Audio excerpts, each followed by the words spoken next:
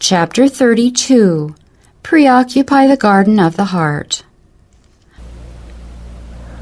The Lord has entrusted to parents a solemn, sacred work. They are to cultivate carefully the soil of the heart. Thus they may be laborers together with God.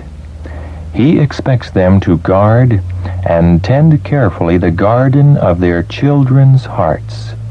They are to sow the good seed, weeding out every unsightly weed, every defect in character, every fault in disposition needs to be cut away, for if allowed to remain, these will mar the beauty of the character.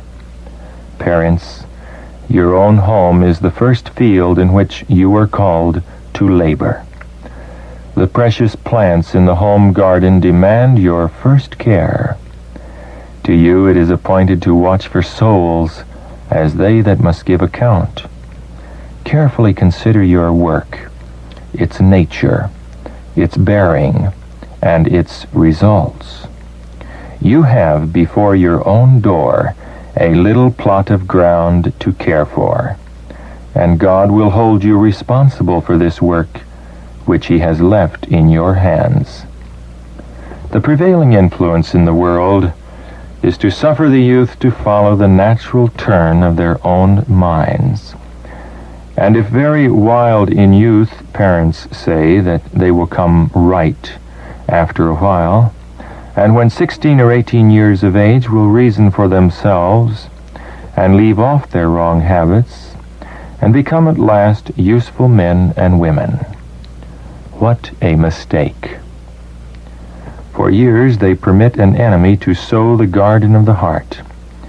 They suffer wrong principles to grow, and in many cases all the labor afterward bestowed on that soil will avail nothing. Some parents have suffered their children to form wrong habits, the marks of which may be seen all through life. Upon the parents lies this sin.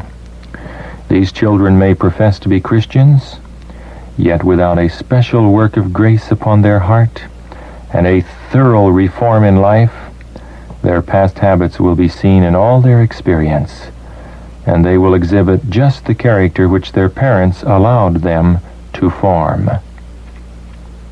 The young should not be suffered to learn good and evil indiscriminately, with the idea that at some future time the good will predominate and the evil lose its influence.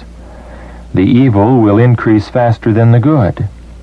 It is possible that after many years the evil they have learned may be eradicated, but who will venture this? Time is short.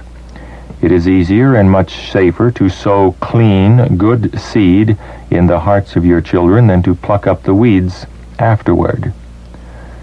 Impressions made upon the minds of the young are hard to efface. How important, then, that these impressions be of the right sort, that the elastic faculties of youth be bent in the right direction.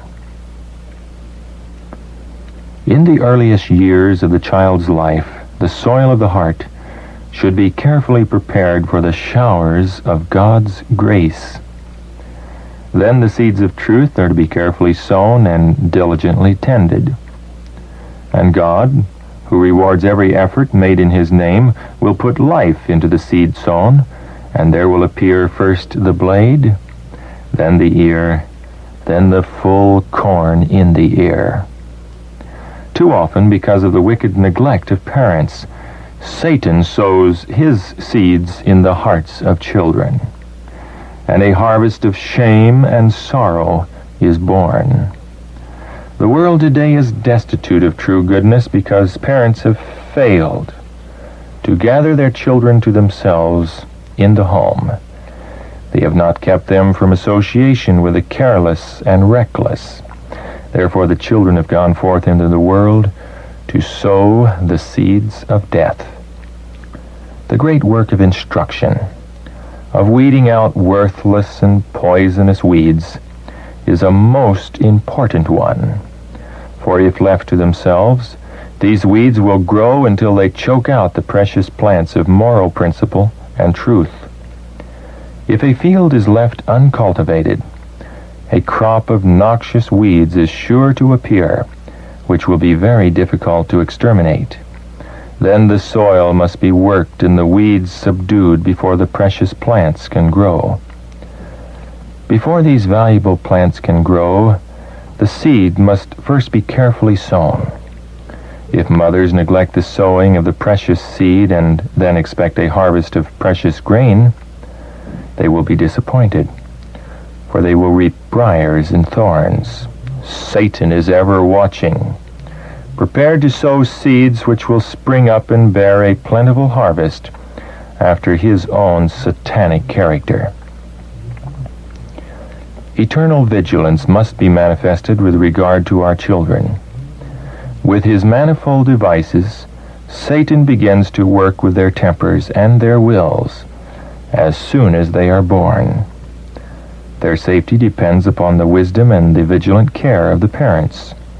They must strive in the love and fear of God to preoccupy the garden of the heart, sowing the good seeds of a right spirit, correct habits, and the love and fear of God.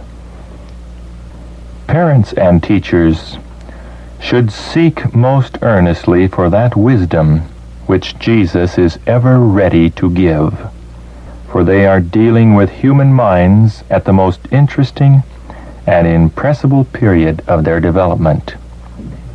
They should aim so to cultivate the tendencies of the youth that at each stage of their life they may represent the natural beauty appropriate to that period, unfolding gradually as do the plants and the flowers in the garden.